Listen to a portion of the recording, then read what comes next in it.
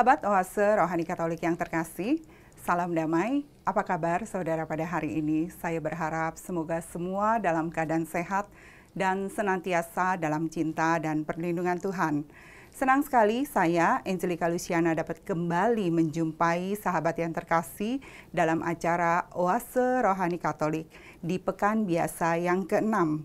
Dan kita sungguh bersuka cita karena pada hari ini telah bergabung bersama kita Romo Pak John Labatolok SDB yang biasa akrab kita sapa dan kita kenal beliau dengan Romo John. Mari sahabat terkasih kita bersama menyapa Romo. Romo John, salam damai, selamat bergabung. Apa kabarnya hari ini Romo? Salam damai para pemirsa Oase Rohani Katolik yang saya kasih. Jumpa lagi dengan saya dalam keadaan yang sehat-sehat saja. Terima kasih ya Romo sudah berkenan hadir menyalurkan cinta dan berkat Tuhan bagi kita semua. Sahabat Oase Rohani Katolik yang terkasih, sebelum kita memulai permenungan pada hari ini, mari satukan hati membuka dengan doa yang akan dibawakan oleh Romo John. Silakan Romo. Dalam nama Bapa dan Putra dan Roh Kudus. Amin. Amin. Allah Bapa yang Maha Setia, Engkau senantiasa menepati sabdamu. Semoga mata hati dan budi kami Engkau buka agar dapat memandang putramu yang terkasih, yang Engkau tunjukkan kepada kami. Sebab dialah Tuhan dan pengantara kami, yang bersama dengan Dikau dalam persatuan Roh Kudus, Allah sepanjang segala masa. Amin. Amin. Dalam nama Bapa dan Putra dan Roh Kudus. Amin. Amin. Antifon pembuka. Aku akan membayar nasarku kepada Tuhan di depan seluruh umatnya, di pelataran rumah Tuhan di tengah-tengahmu, ya Yerusalem. Sahabat Oase Rohani Katolik yang terkasih, bacaan liturgi pada hari ini, bacaan pertama dari Kitab Kejadian dan bacaan Injil Yesus Kristus hari ini menurut Santo Markus. Dan saya akan membaca bacaan pertama pada hari ini. Bacaan dari Kitab Kejadian. Pada waktu itu, air bah sudah mulai surut. Sesudah lewat 40 hari, maka Nuh membuka tingkap yang dibuatnya pada bahtera itu. Lalu ia melepaskan seekor burung gagak, dan burung itu terbang pulang pergi, sampai air menjadi kering di atas bumi. Kemudian dilepaskannya seekor burung merpati untuk melihat apakah air telah berkurang dari muka bumi.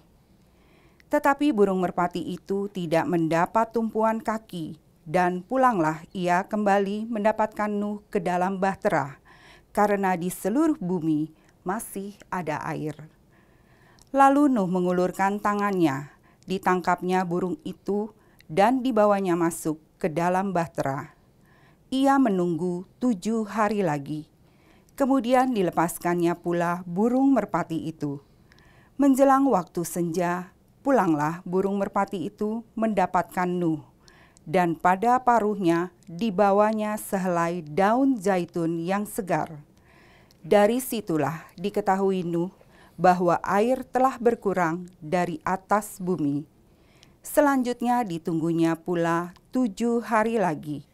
Kemudian dilepaskannya burung merpati itu, tetapi burung itu tidak kembali lagi kepadanya. Maka dalam tahun ke-601, dalam bulan pertama, pada tanggal 1 bulan itu, sudah keringlah air dari atas bumi. Kemudian Nuh membuka tutup bahtera itu dan melihat-lihat, ternyatalah muka bumi sudah mulai kering. Lalu Nuh mendirikan mezbah bagi Tuhan, dari segala binatang yang tidak haram, dan dari segala burung yang tidak haram. Diambilnyalah beberapa ekor, lalu ia mempersembahkan kurban bakaran di atas mezbah itu. Ketika Tuhan mencium persembahan yang harum itu, bersabdalah Tuhan dalam hatinya, Aku takkan mengutuk bumi ini lagi karena manusia, sekalipun yang ditimbulkan hatinya adalah jahat dari sejak kecilnya. Aku takkan membinasakan lagi segala yang hidup seperti yang telah kulakukan. Selama bumi masih ada, takkan berhenti-henti musim menabur dan menuai, dingin dan panas, kemarau dan hujan, siang dan malam. Demikianlah sabda Tuhan. Syukur kepada Allah. Mazmur tanggapan. Aku akan mempersembahkan kurban syukur kepadamu, ya Tuhan. Aku akan mempersembahkan kurban syukur kepadamu, ya Tuhan. Bagaimana akan kubalas kepada Tuhan segala kebaikannya kepadaku? Aku akan mengangkat piala keselamatan dan akan menyerukan nama Tuhan.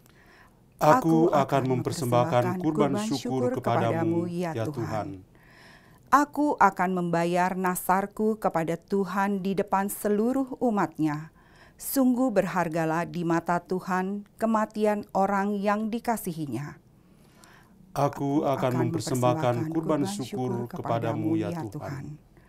Aku akan membayar nasarku kepada Tuhan di depan seluruh umat-Nya. Di pelataran rumah Tuhan di tengah-tengahmu, ya Yerusalem. Aku akan mempersembahkan kurban syukur kepadamu, ya Tuhan. Sahabat Oase Rohani Katolik yang terkasih, sekarang marilah kita mempersiapkan hati untuk mendengarkan bacaan Injil.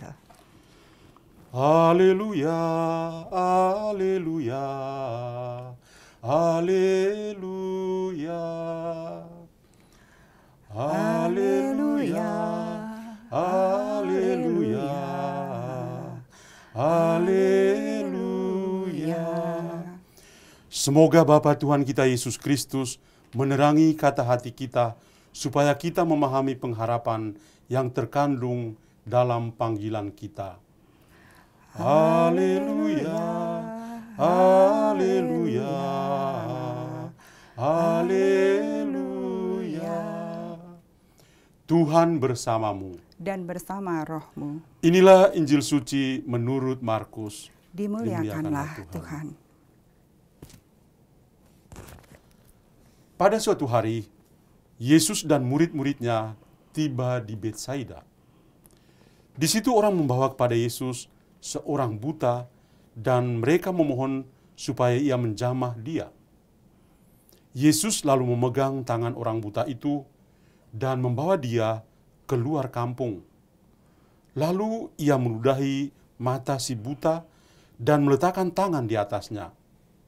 Ia bertanya, "Sudahkah kau lihat sesuatu?"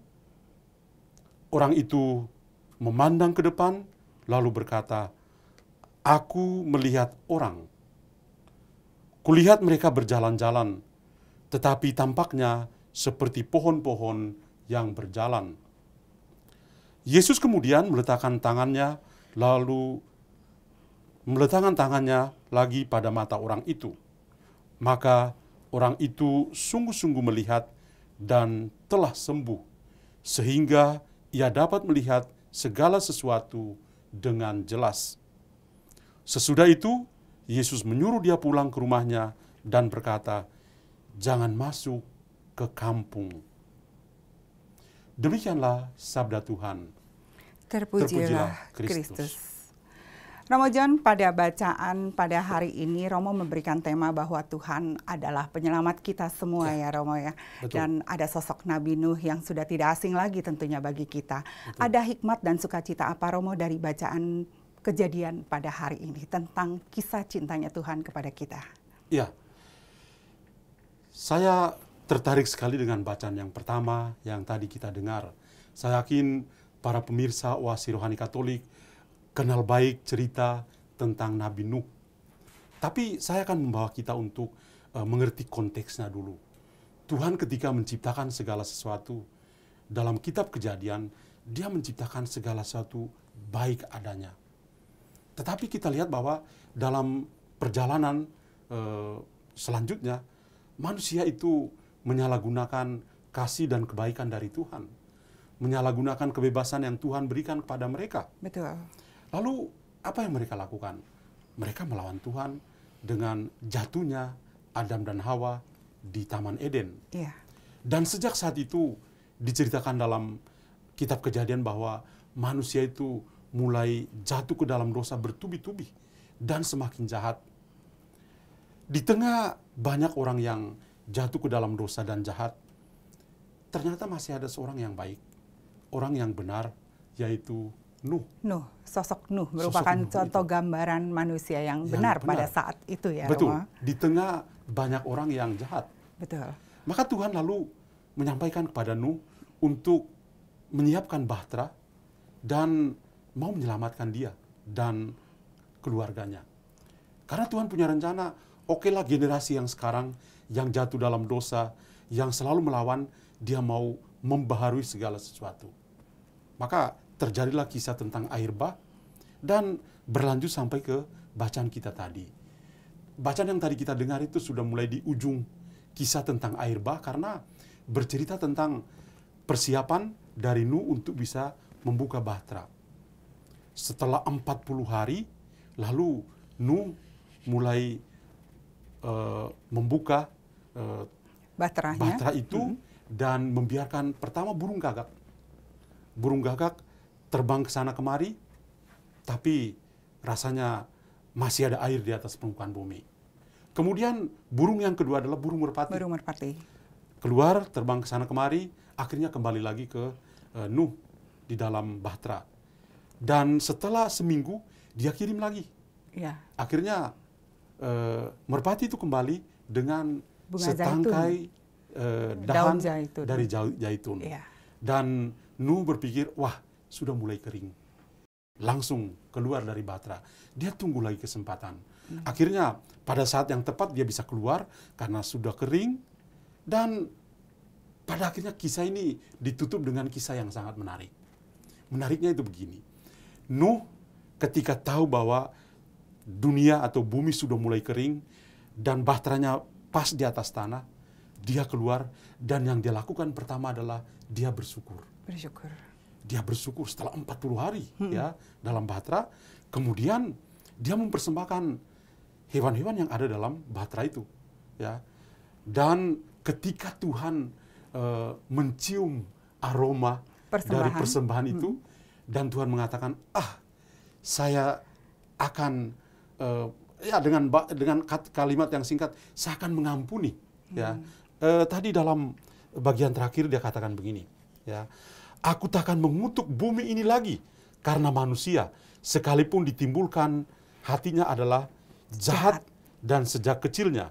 Dan aku tidak akan membinasakan lagi segala yang hidup seperti yang telah kulakukan. Selama bumi masih ada, takkan berhenti-henti musim menabur dan menuai, dingin dan panas, kemarau dan hujan, siang dan malam. Jadi Tuhan mau berrekonsiliasi, ya, dari hukuman kemudian ke tingkat yang lebih tinggi adalah dia tetap menunjukkan kerahimannya dengan mengampuni orang yang berdosa.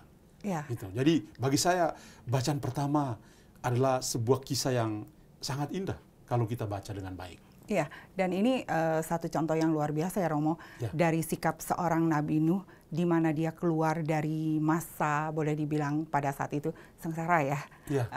Terus begitu dia keluar, yang dilakukan adalah bersyukur. Dia bersyukur. Dan mempersembahkan sesuatu yang terbaik untuk Tuhan. Iya, meskipun kita melihat bahwa secara manusiawi, mungkin Nuh ketika dia keluar, dia menyaksikan dunia itu berubah. Pasti. Sesuai dengan rencana Tuhan, generasi yang lama itu lenyap dan mulai dengan generasi yang baru. Tumbuh-tumbuhan, hewan-hewan, tentu hewan-hewan dan apa yang beserta atau bersama-sama dengan Nuh dalam bahtera yang sama, itu yang akan mengisi bumi sebagai sebuah generasi yang baru.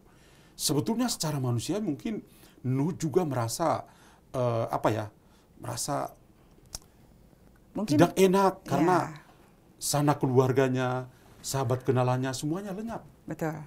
Tapi dia tidak memikirkan lebih panjang itu, lebih jauh. Dia justru keluar dan merasa bersyukur kepada Tuhan karena Tuhan sungguh baik. Iya. Dan ini yang menjadi puncak dari cerita itu adalah Tuhan menunjukkan kasih dan kebaikannya itu. Iya, Romo, jadi saya teringat dengan kisah yang kita alami sekarang, bukan suatu kisah, kejadian yang kita alami setelah 2 tahun kita mengalami masa COVID ya Romo. Betul. Ya. Dan sekarang kita boleh terselamatkan karena cinta dan kebaikan Tuhan untuk kita semua. Betul sekali. Dan tapi harus kita relaksasikan seperti yang tadi Romo cerita, apakah kita seperti Nabi Nuh setelah keluar dari masa ini, kita bersyukur dan mempersembahkan yang terbaik bagi Tuhan. Seperti itu harusnya ya Romo ya? Iya, kalau kita kembali ke pengalaman kita selama 2 tahun kita bergumul ya, kita katakan pengalaman Nuh adalah pengalaman kita dalam satu bahtera yang sama. Betul. Ya. Itu kita juga sebetulnya punya pengalaman-pengalaman yang paling mirip dengan Nuh.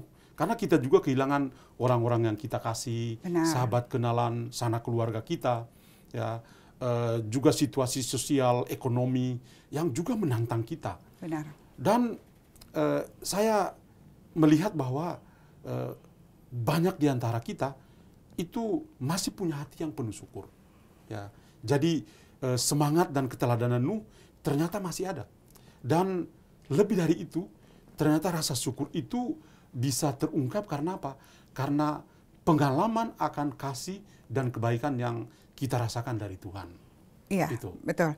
Dan satu hal yang perlu kita selalu ingat di dalam hati bahwa Tuhan itu selalu menyelamatkan kita di dalam kondisi apapun dan selalu begitu baik ya Romo. Tadi di bacaan juga dikatakan bahwa begitu Tuhan mencium wanginya persembahan, meluluh melelehlah hatinya Tuhan. Terus begitu langsung bilang bahwa saya tidak akan lagi mengutuk dan memberikan hukuman kepada manusia. Betul. Begitu luar biasa baik Tuhan. Iya. Allah macam mana lagi yang mau kita imani seperti ini? Betul. Ya, meskipun di satu pihak itu dia mau membaharui generasi manusia yang berdosa, yang tidak tahu berterima kasih, tapi yang diharapkan adalah bahwa kasih dan kebaikannya itu kiranya menjadi bertumbuh, bertambah lebih besar lagi. Benar. Seperti itu. Iya, dan yang kita lakukan adalah harus mulai dari sekarang, harus benar-benar hidup sepenuhnya untuk Tuhan. Iya. Di dalam apapun yang kita lakukan ya Romo ya, Ya. kegiatan kita sebagai misalnya saya sebagai ibu rumah tangga, atau Romo sebagai yang melayani, dan juga sebagai guru dan sebagainya, di dalam itu semua pasti Tuhan selalu ada dan selalu memimpin kita. Betul. Kita semua pasti punya pengalaman-pengalaman yang keras. Pengalaman air bah itu tidak hanya sebuah cerita dalam kitab suci, tapi pengalaman air bah juga adalah pengalaman keseharian kita. Benar. Tadi yang dicontohkan misalnya dalam 2 tahun dengan masa pandemi.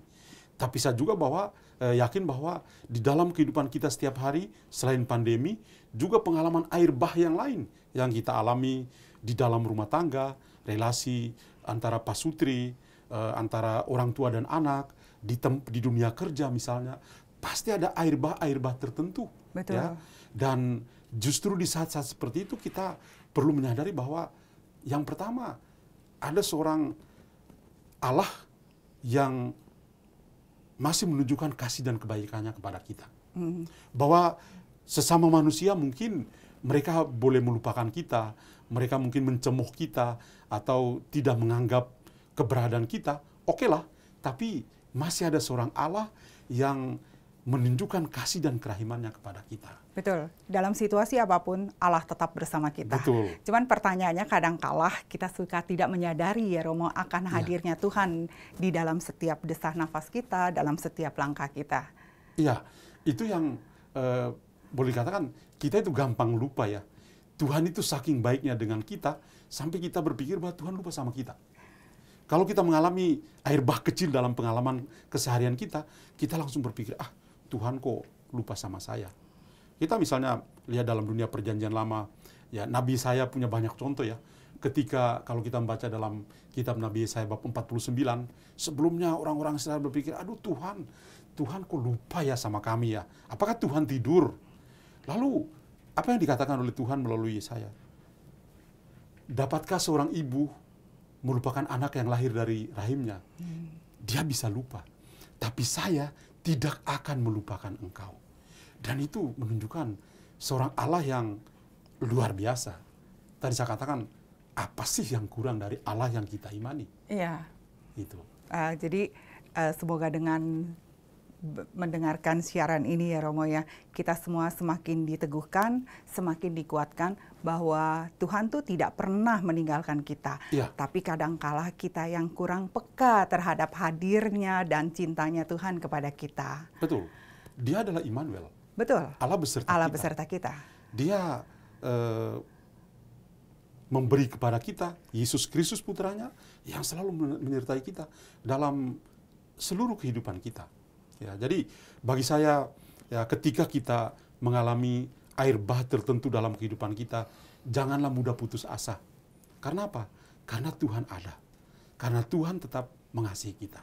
Iya, dan saya percaya kita semua yang telah melewati badai COVID 2 tahun ini, kita diselamatkan Tuhan, kita dikuatkan Tuhan, kita pun semakin kuat di dalam Tuhan. Ya Betul, Romo, seperti betul itu. Sekali.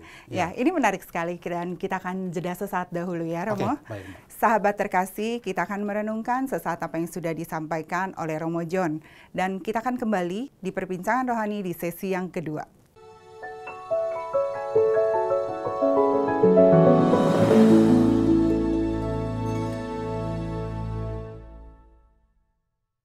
Sahabat Oase Rohani Katolik yang terkasih, kembali lagi bersama Romo John Labatolog SDB dan saya Angelica Luciana. Anda masih menyimak Oase Rohani Katolik. Romo John, kita kembali lagi pada dialog iman di sesi yang kedua. Ya. Kalau dari bacaan Injil pada hari ini tentang kisah orang buta yang juga Tuhan selamatkan dan Tuhan sembuhkan. Ya. Ada hikmat dan sukacita apa Romo? Itu luar biasa. Betul, sangat luar biasa. Iya, karena pemenangnya adalah Yesus. Ya. Settingan tempatnya adalah di daerah Betsaida. Betsaida itu satu tempat di pinggir Danau Galilea, dan arti dari Betsaida adalah rumah nelayan. Pikiran kita lalu tertuju pada sosok para nelayan perdana yang mengikuti Yesus. Dan orang-orang dari kampung Betsaida adalah Petrus, Andreas, dan Filipus. Ya. Mereka bertiga dari Betsaida. Menarik dalam cerita ini karena apa? Karena ada orang yang percaya bahwa Yesus bisa menyembuhkan. Mungkin karena mereka sudah mendengar atau mengalami sendiri. Ketika mereka melihat seorang saudara mereka buta, mereka tidak segan-segan membawa orang buta itu pada Yesus dan tanpa malu-malu minta pada Yesus, "Guru, ini teman kami, tolong sembuhkan ya." Reaksi dari Yesus itu apa? Menarik sekali. Dia tarik tangan orang itu, membawanya keluar dari Betsaida, keluar kampung itu, dan di sana dia menyembuhkan dengan cara yang sangat unik, ibarat dukun-dukun. Ya, itu satu kisah dalam Injil yang bikin kita ketawa. Kenapa? Dia sampai di sana, mereka dua duduk, lalu Yesus mulai dengan mengeluarkan ludah, lalu mulai oles mata dari si buta itu. Sambil mengoles, dan dia tanya, "Kamu udah lihat sesuatu?" "Oh, saya lihat orang, tapi masih kabur ya, kayak pohon-pohon lagi berjalan." Kemudian pada tahap yang kedua, Yesus lalu meletakkan tangan pada mata si buta itu, dan dia bertanya lagi, "Apakah kamu sudah melihat?" Dan dia mengatakan, "Ya, saya sudah bisa melihat terang." Saat itu, Yesus mengatakan padanya, "Kamu sudah sembuh kan? Jangan masuk lagi ke kampung, ya, tapi pasti ke tempat yang lain." Saya katakan, kisah ini menarik. Di satu pihak, ada orang buta, yang kita bisa bayangkan kita bukan orang buta, tapi coba kita menutup mata, kita tidak bisa melihat terang. Tapi ada teman lain yang begitu punya empati yang besar. Kenapa mereka empati? Karena mereka percaya bahwa Yesus yang mereka sudah dengar, yang lagi viral di Galilea, Yesus itu pasti berbuat sesuatu yang baik, yaitu bisa menyembuhkan. Maka mereka membawanya, membawa saudara mereka yang buta kepada Yesus yang mengatakan dirinya, "Akulah terang dunia." Dan Yesus juga lalu menyembuhkan dia dengan dua tahap tadi. Dengan air liurnya, kemudian dengan tangannya yang menjamah mata si buta itu. Ya. Jadi di satu pihak si buta, yang kedua adalah teman yang solider, berempati supaya dia bisa sembuh. Dan yang ketiga adalah Yesus yang boleh dikatakan sebagai pemenang dari cerita ini. Karena dia yang menyelamatkan. Bahkan kemudian dia mengatakan, "Kamu jangan masuk lagi ke kampung itu ya." Bisa ada dua makna. Pertama, dia memang bukan dari Betsaida. Jadi enggak usah kembali lagi situ. Yuk langsung pergi saja ke kampung halamanmu. Bisa juga kita bisa pahami secara alegoris bahwa ya masa kebutaan itu adalah hidup yang lama.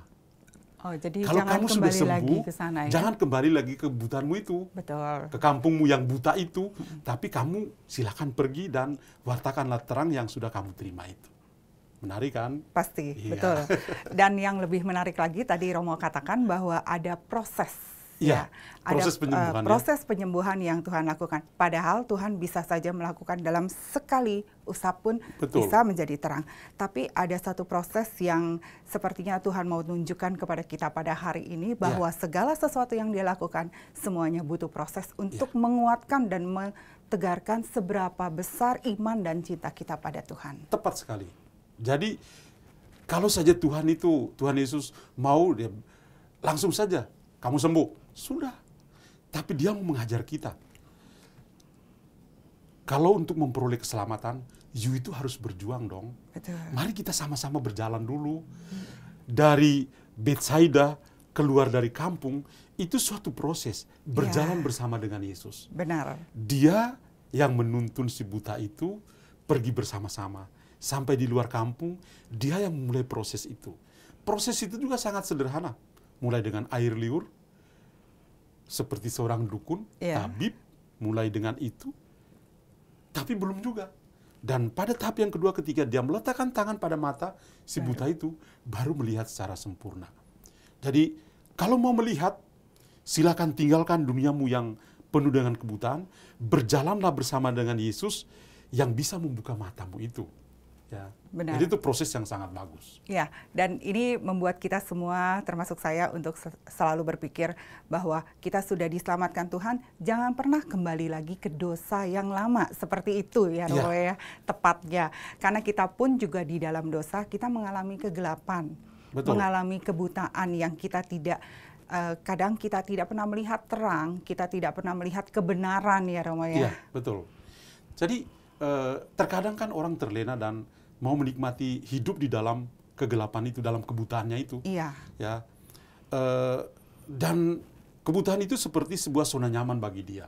Betul. Tapi kita bersyukur karena ada saja orang-orang yang dipakai Tuhan untuk bisa mengeluarkan orang itu dari zona nyaman yang buta itu.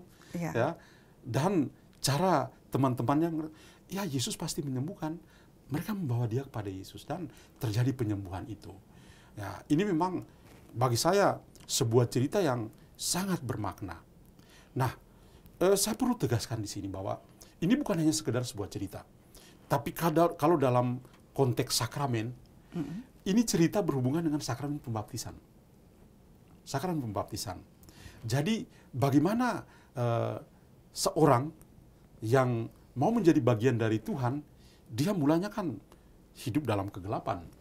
Karena Pasti. dosa asal, ya. Betul, ya. Tapi ketika bersama dengan Yesus, ya, air liur itu kiranya menjadi sebuah simbol, ya, yang bisa membuka jalan kepada orang itu untuk bisa masuk sebagai bagian dari Yesus.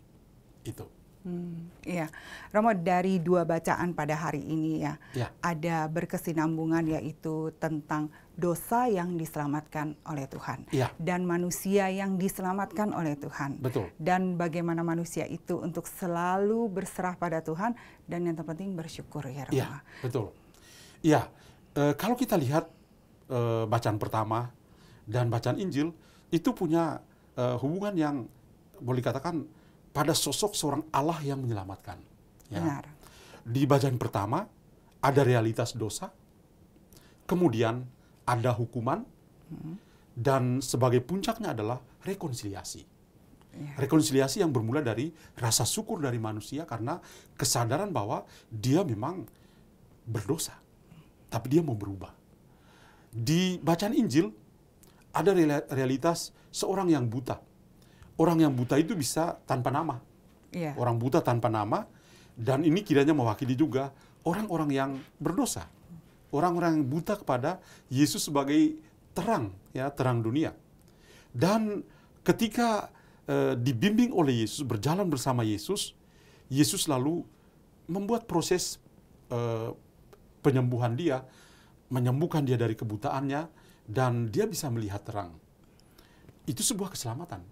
Ada kebutaan yang menjadi hunian atau katakan itu sebagai kehidupan dalam dosa, tapi ada Yesus yang menyelamatkan.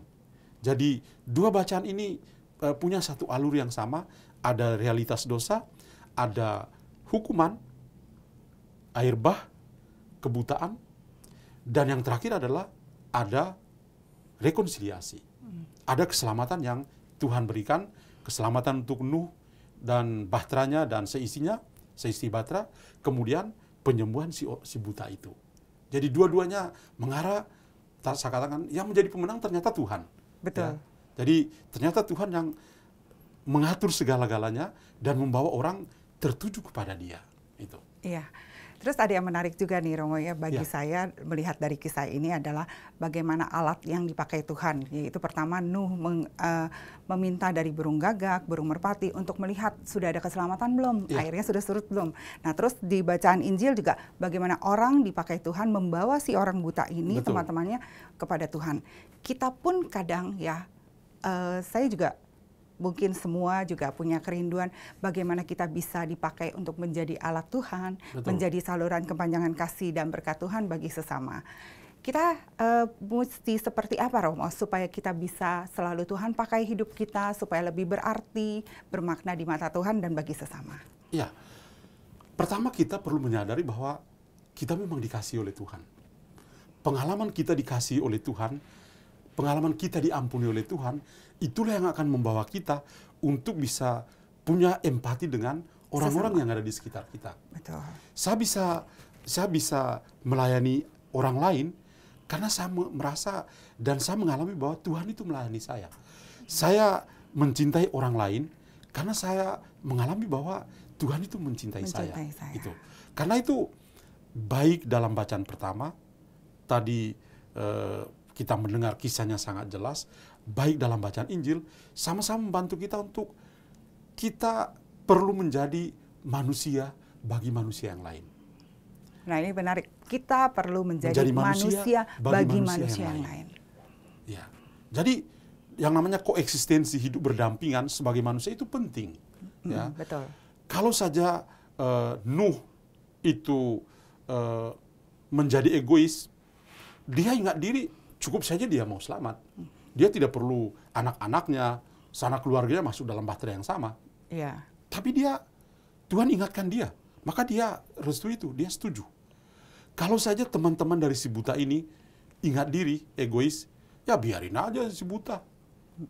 Tapi karena mereka mau hidup berdampingan dengan teman mereka yang masa kami bisa melihat dan teman kami menderita dalam kebutaannya. Ayo kita bantu.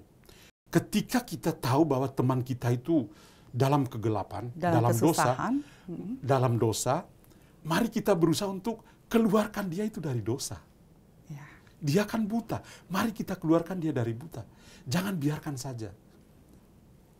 Kadang-kadang kita itu takut kehilangan sahabat. Maka kalau dia korupsi, kita biarkan korupsi aja.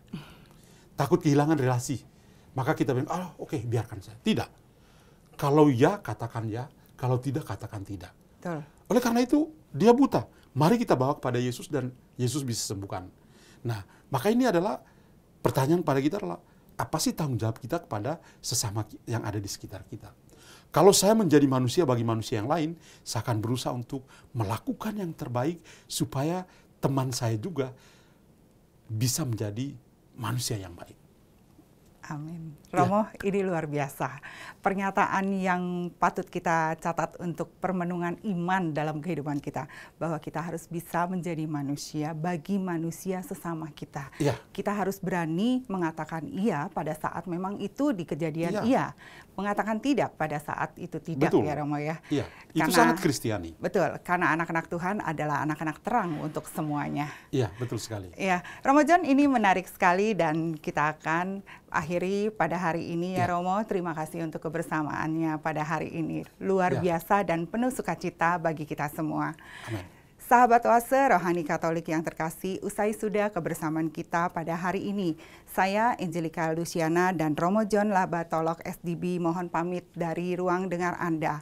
Sekarang marilah kita satukan hati, menutup dengan doa dan mohon berkat Allah melalui Romo John. Dalam nama Bapa dan Putra dan Roh Kudus. Amin. Amin. Bapa dalam surga, kami bersyukur padamu. Engkau luar biasa. Engkau sungguh baik bagi kami semua. Kami ini orang-orang berdosa. Kami punya banyak pengalaman air bah dalam kehidupan kami. Kami juga banyak kali menjadi orang yang buta terhadap sesama di sekitar kami. Sulit untuk menjadi manusia bagi manusia yang ada di sekitar kami.